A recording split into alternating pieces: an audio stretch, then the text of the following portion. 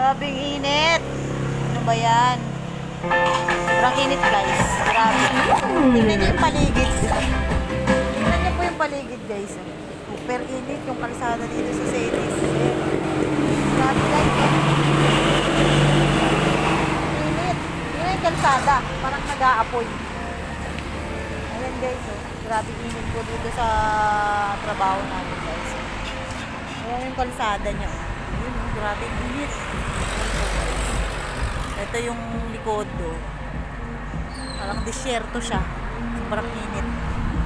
Talaga naman, no? Sarap ngayon guys, ano? Alam mo ano? Halo-halo. Ayan, oh, grabe. Sobrang init guys.